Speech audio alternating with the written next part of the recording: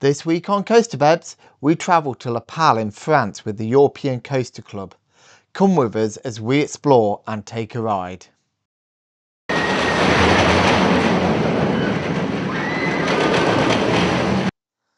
So first of all, welcome to Coaster Bebs and our trip over to La Palle in France.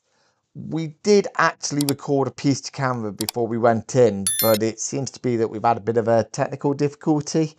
Most likely the numpty talking to you right now probably hid a picture instead of record.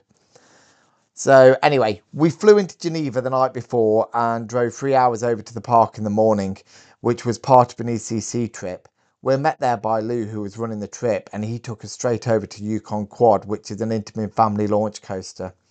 We hadn't really looked too much into what the park had on offer, as we really wanted it to be a surprise throughout the day. And as I think you're going to see by this video, we were actually in for a real treat.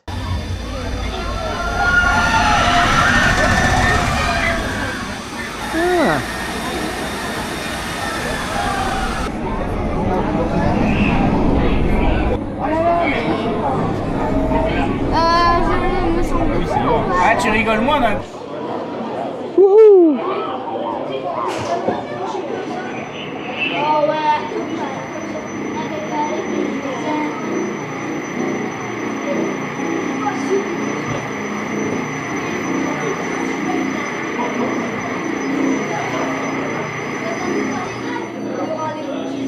Are you ready to go, Oliver?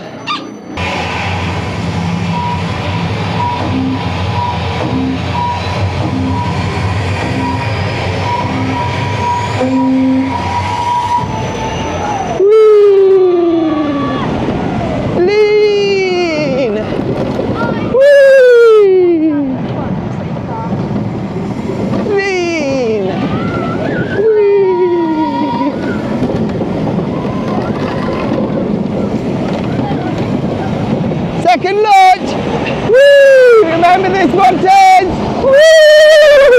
No! No! Whoa! Woohoo!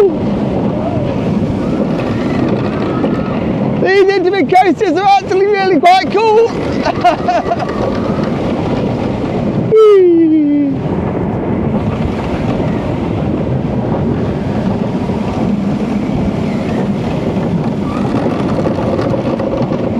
Into the brakes.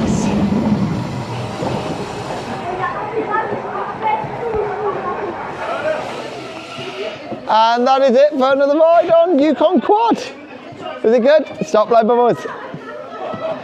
You got coaster hair. Oliver now has coaster hair. Look at it all standing up at the front. I think it looks good. You look good with coaster hair. I've just ridden a quad bike roller coaster, whatever it's called, and it's actually pretty intense. I recommend holding on if you ride it, because on the second launch I got thrown to the side. It was a launch coaster. The first launch wasn't very fast, but then the second launch was a bit faster. Just hold on for the second launch. You can put your hand up for the first launch because it's not that intense. But then after the second launch you get thrown to the side. This was me on it. And we've just been on Yukon Quad, which is a motorbike style launch coaster, which was really, really good. Really, really fun. Except Ted decided he wasn't going to hold on and got thrown to the side a little bit, so he's jarred his back. So now we've told him to hold on next time. But yeah, it was a lot more intense than I thought it was going to be, so it was really good. As we were a little bit late to the park, the next stop was going to be lunch, where we got treated to a 3-course meal. This was included with our trip, but it would normally set you back €25 a head. To be honest with you, it wasn't bad value for a theme park, and it was a really nice setting. For smaller meals, the park also does a selection of toasties and snacks. After lunch, we took a walk around the rest of the park to ride the other coasters. The theming and landscaping of the park was lovely and really well kept and clean. The first coaster we came to was Azteca, a family sit-down coaster, shortly followed by Siberian Tiger and Twist, a Mack spinning coaster. I think it's on. Yeah, it's on. These are normally pretty good. I can tell you're jelly. You've never quite that good. It's got like a flavour package, yeah.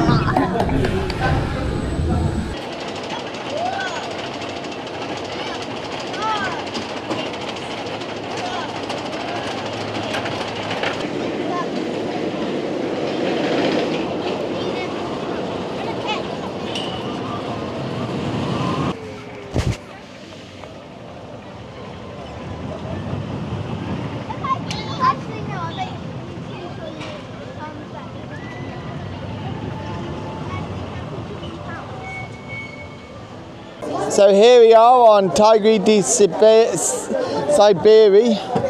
So Tiger de Siberia, I think this is called, or the Tiger of Siberia.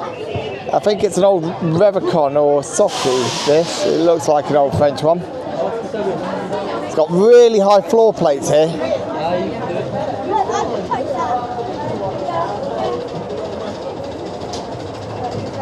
It's going to be interesting to see if this is smooth. It looks like quite an old ride, this one.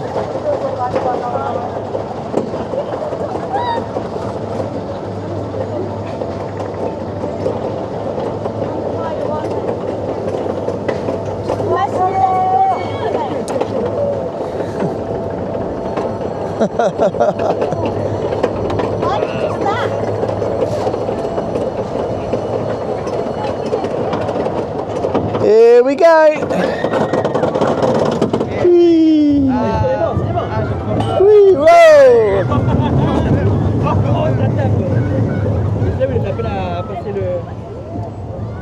Whee. Yeah, it's pretty smooth. I can handle this. It's okay. Whee. So I'm going to put my arm in that. It's quite tame.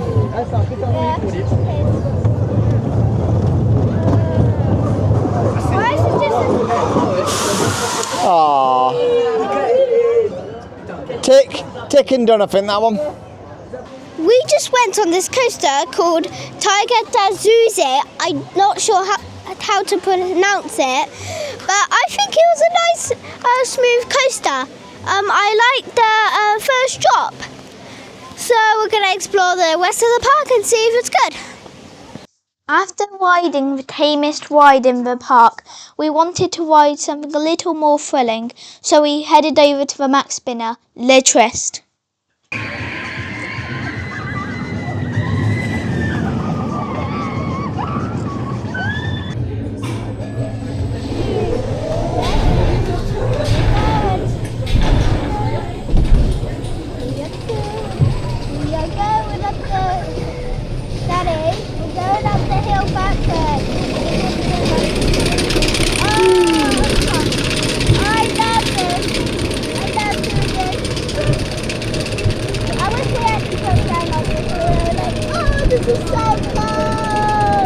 Well, there's that Fjord Explorer.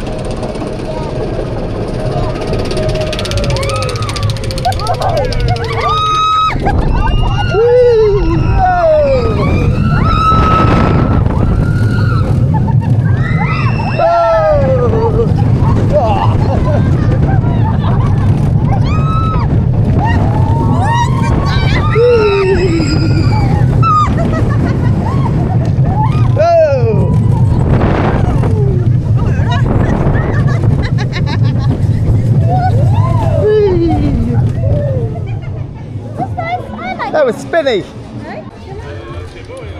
So we've just ridden Le Twist. It was actually a really good ride. It had a little bit of force actually coming down that first drop, and we got some really good spin on it as well. And it's one of those fun for the whole family coasters. This park again, just like a few of them, it's actually changing my mind about the French parks. I wasn't that interested in the French parks, so when really all I had experience was Walligate before, but I think that they've really upped the game, and these parks are growing really well, and they've got some really nice ride lineup. What did you think to it, honey? What, the spinner? Yeah, it was pretty good actually. I was pleasantly surprised, and it was quite intense. Some intense little bits on it. Yeah, good. And you, Oliver? I thought it was good for one of those spinners. Normally they're just kiddie coasters and really lame, but that one was pretty good. Yeah, it's a decent height, isn't it? Or in French, bien, whichever one. Okay, I think we're going to go try and get the water coaster. Yeah, we're going to go get wet. Let's do it. So we've got a really nicely themed queue in here again. Mac are very good at putting the theming in with their rides. Going to see how long this queue is. It's saying 30 minutes on the outdoors, but I'm a little bit more optimistic because I've not seen it. So what are we about to go on now? We are about to go on the Fjord Explorer, which is a water coaster. And I think, looking by it, looks pretty new, doesn't it? Yeah, it looks really cool, really well themed. So we're excited for this one. Like if you have a look back here, it's got a really cool water effect over there. Anyway, we better go close up the gap. Go on, Oliver.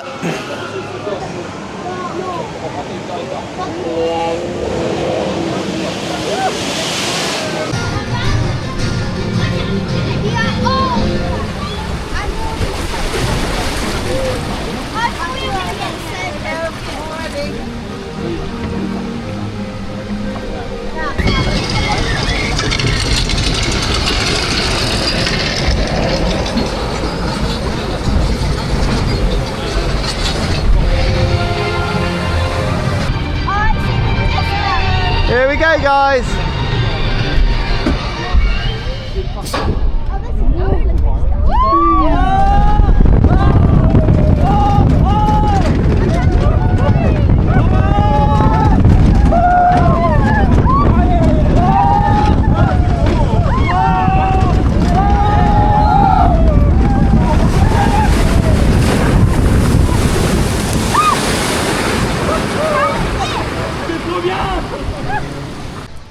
So we've just done Fjord Explorer. Yep, that's the name. It was really good actually. It's got some really good drops. It's also got like almost a high five element. And it's actually got some punch at the bottom. The first drop it's actually got a bit of G there. And it really is great theming, a great all-round family coaster which you can take everyone on. What did you think to it, Oliver? The roller coaster bit was a bit wattly, but I like the drop at the end. It's not that wet, but the only thing is the chairs are a bit wet, which is really annoying. So when you want to lean back, it's pretty difficult to do without getting wet. Did you get a wet bum? Yes. Ah, must be done. Oh, look at that.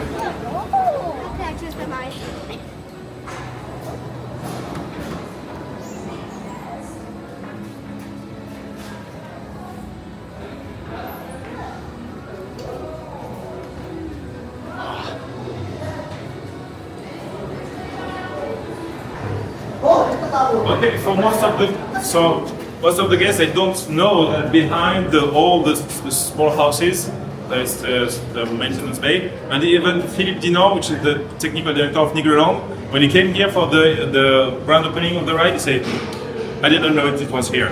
He did it just in the ride with the timing. It was like, "Oh, it's fun." Oh, of course it's here.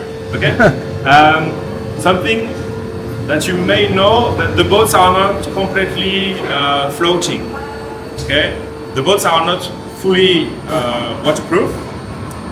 That's why you have many drops, of course. The drops that come from the outside of the boat, but also from the inside. So when the boat enter in the station, there's a little lever with a wheel that opens the boat to empty all the water that is inside the boat. Okay, so that's why we can't let the boats in the water during the night, because if you let this during the night, as it's not completely waterproof, maybe it will be full of water, maybe the motors will not be able to take the boat out of the water. So when we have 6 boats, we have to put the boat number 6 here for the night. Okay? That's why, for example, if we have a technical failure or something like this, sometimes the boats can stay 10-15 minutes in the channel here. And so when it will arrive in the station, it will completely drop the water inside. This is during winter maintenance, when we have no boats, it's just to allow us to cross the station safely. Okay? So we just install this during winter season. Okay. Does that like come up to allow the boat to move in? No, everything is traveling. Oh, this okay? the whole thing. Even the woodwork is coming with this. Okay? Don't touch anything. Don't touch. Yeah, do not touch anything. So here, normally when you buy a water coaster from Max, they don't deliver the motors. But this is completely manual. You have to push the boat or to pull the boat with a rope or a cable or, okay? We didn't want this, so we requested to Mac, okay, we want some motors. They said no. We said we want to pay it. They said no, because they have to change the safety analysis of the ride. That's why we developed our own motorized team system. But nevertheless, we copied the one in Yukon. We have the same motor, same conception, because we requested to make the drawings for the wheels, and they sent us all the motors and accessories. So we requested to Yukon, can we copy? Say yes, so we copied. Okay. So now it's our operators that are taking the boats out or in the storage. Okay. Last year it was only technicians or us, but now we train them and they can do this safely. As you see, there is a light barrier, so even if we go here, it stops everything. So now it's the operators. In Europa Park, they have 2 tracks like this. They have 13 boats, and they do all by hand, pushing, etc. I believe it's crazy to have this for safety of workers, etc. Okay. Yeah. It's crazy, but I believe we received the American park that came here to visit this because they want to buy it, and I said, request motors, and now I think Mac is putting motors in a standard configuration. They can make more money. Yeah, but maybe it's more money about doing again the safety analytics. Okay. I will show you the electrical room for the one who wants the geeky thing. And that up there's the crane where they can lift the boats off and take them out. So you can see underneath there. That's quite cool, isn't it? Before Fjord Explorer, we don't had not a lot of ride. We didn't have not a lot of ride here. Sorry for my English. Many rides here. So while doing Fjord Explorer, we have done a lot of things back to new modern things. Okay, so that's why we have the new electrical cabinet that is delivering electricity for the restaurant, the carousel, l'archipel. Before it was an old system, now we have everything here. Okay. For the ride itself, there is here one electrical cabinet that is the PLC, only the brain of the ride, and here behind me is all the inverters that are more about the motors and the power of the ride. Okay. I have one question. These are 2 inverters. One is for the lift, one is for the pre-lift. Which one is it? This is. Yeah, I'm going to go small for the pre. It's going to be the opposite way around. Other way around. Of course. For the pre-lift is the biggest one. Okay. Because when the boat is moving in the canal, it has its own inertia. Yeah. Inertia. And so when it goes on the pre-lift, it's more energy to dissipate than on the lift. Because on the lift, the boat has no energy. It just goes from 0 energy to the speed of itself. But this, it's that big to accept all the inertia of the boat. That's why I wanted to show you this. Okay. Any questions about the electrical parts?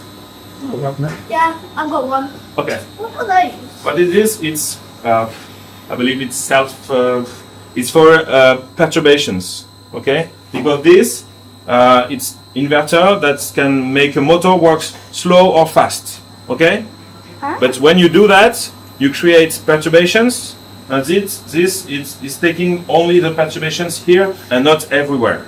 Okay, Nice. is it? You understand?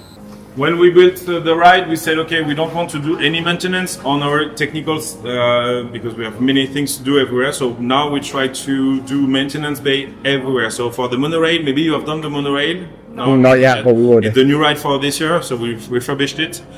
We have now a really complete zone where we can work on the vehicles. Here it's of course the same. So the technicians, we store everything for the ride here, and they can do the maintenance while the ride is working. They can do the maintenance here, and even the winter maintenance is completely done here.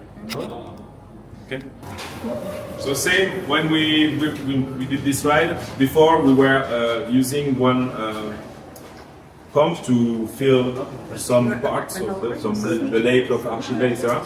So now when we have done the ride, as everything was open, we put more pipes everywhere, and so now we can fill from here seven lakes of the park. Okay, cool. And everything is managed by a computer, so if the lake is already full, then we stop the filling. Where does your water come from? Is it off the mains, or do you take it from a natural source Natural and then sources, fill it yes. here? And now we have on the parking 6, we have solar panels, yes. And so we take the water from the rain, so we store this in the lake, and we will use it in some weeks, months maybe, to fill also a small tank that we have here that is connected to this. So to fill, we try to use more rain water more than the water that is 70 meters in the ground. That maybe took 100 years or 1,000 years to come here. Cool. Do you change the level of the water in the lake? No, it's we have the water level have to be really stable, but we have the night level and the day level, because of course when you start the pumps, the level is decreasing a bit. Okay, so we regulate it. So during the day, if it's too low, but then we fill the water with water. Okay. But on this side, it has really to be really precise. On the rafting also, for example, on the flume ride, it can be more, because we have a regulation with pumps on the flume ride. So if we have more water, etc., we can regulate everything. Here, the pumps, when you start the pumps, it goes full speed. It has a ramp, but it goes full speed. You can't say I want less water. I will explain how we regulate the water. Okay, cool.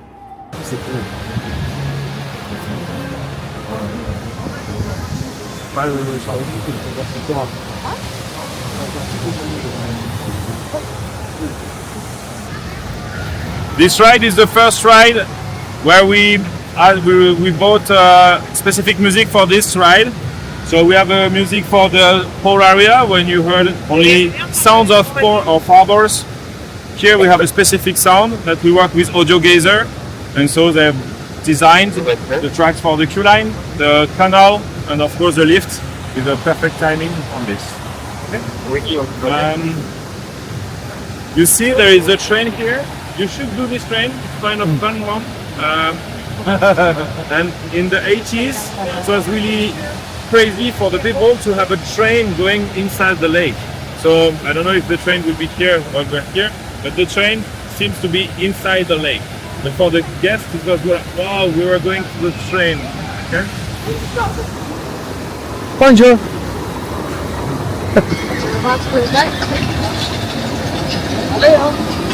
Jolly hi.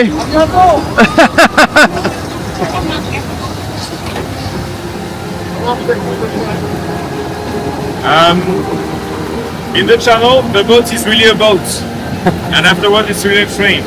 Okay, that's where we take the boat out. So that's why even if all the heaviest people are on the right, even if it's like this, it will, with the pre-lift, it will be okay on the chain.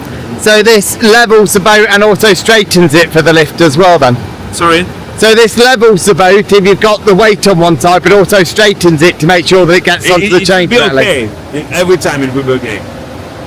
But the operators, they have to sort of think about this. They can't put all the guests on the one Yeah. side.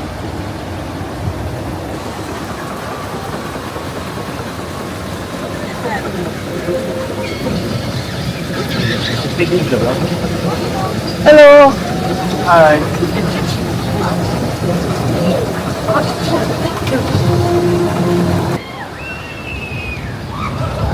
It was really difficult when we were planning to do this ride. We built this building 1 year before the ride came home. You understand? But it was really difficult because we had to move the train already and to be sure that the position of the train was good compared to the ride. Hopefully it was okay. We didn't have to move again the train. Enjoy the.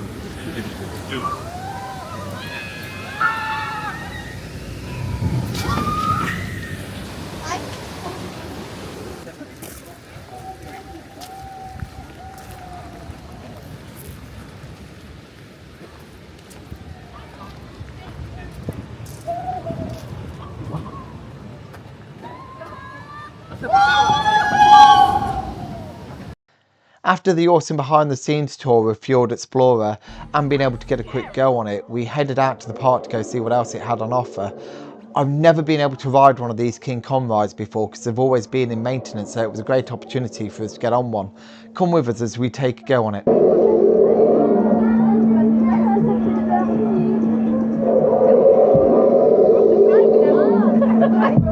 Oh, it's dripping.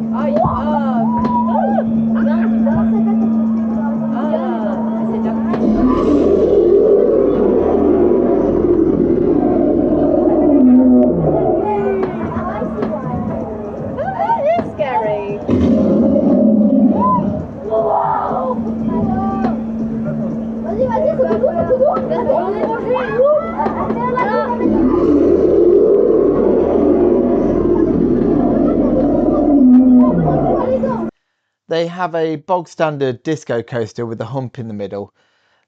I'm still dubious and on the fence of whether these are a coaster or not, but because we're on coaster count, we do tick them. What do you guys think? Coaster or not? So we've just been on the disco coaster. I'm of the opinion that because it's on coaster count, you can tick it. What do you think, Ted? Is a disco coaster a coaster? Yes. Oliver, what do you think? A roller coaster goes up and down with a bump. So it goes up and down on the same... So it goes up like this and down like that. So if it does that, then it's a roller coaster. Yeah, that's something. Kelsey, disco coasters. Coasters, yes or no? What? Disco coaster, yes or no? Coaster, yes or no? Yes. Oh. Absolutely not. So Kat's wrong. Because everyone else has disagreed. No. And this is a democracy. I'm a true coaster enthusiast, not a ticker. The last thing that's got to be mentioned is the train. It's not just a normal train, this one. It does something a bit quirky at the end. So here we are, we're on the train at La Pal. We've just had a behind the scenes tour with the European Coaster Club, which was really cool. We got to see a load of stuff there that you wouldn't normally see at all. Even me that isn't particularly into the geeky side of it, I actually found it quite interesting. And we got some really good shots of the, what was it called? The Fjord Explorer. Yeah, Yes. Fjord Explorer. Which was the water coaster.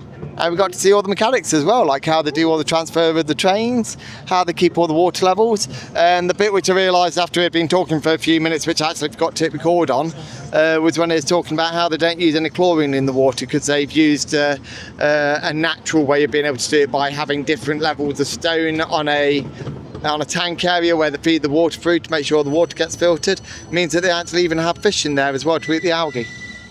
And he also recommended to go on this train because it goes behind one of the waterfalls near the water ride, wasn't it? So we're on that now. We're on here with Kat, Oliver and Ted. Go see what it's like.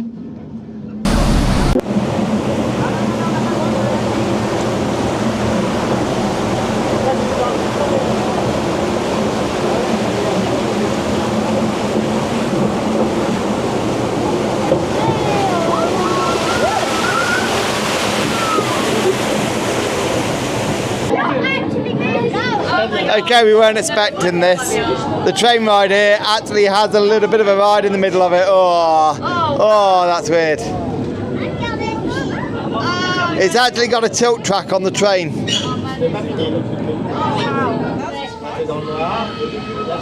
Oh my god! So the train ride was really cool. Had a little tilt track in it, and then it used one of those rotating tunnels to make you feel like you're going upside down. Really quite clever. Really liked it. What did you think to it, Oliver?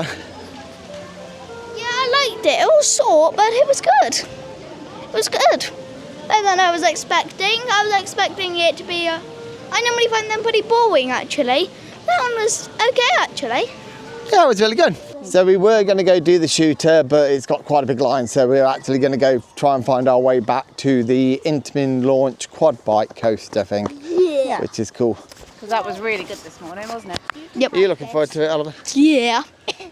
Are you looking forward? Are you going to hold on this time, Ted? Because you hurt Yeah. yourself, didn't you, last time? I'm not. Oh, Yeah, maybe. Kat's picked up the walking pace. She definitely wants to get to the coaster, so we need to be quick. Overall, we were very impressed with this family theme park. Yukon Quads was a really cool roller coaster, and surprisingly much more intense than we were expecting. A nice step-up roller coaster for kids ready for a bit more thrill. The park was beautiful to walk around and even boasts a decent-sized zoo area, including tigers and elephants. The food quality was excellent for a theme park and very reasonably priced. Staff were very friendly and the park operations were top-notch. The behind-the-scene tour we had of Fjord Explorer was interesting and well done. The tour guide was friendly and very knowledgeable. We were treated really well and would like to thank the ECC for a great day. This park is well worth a visit.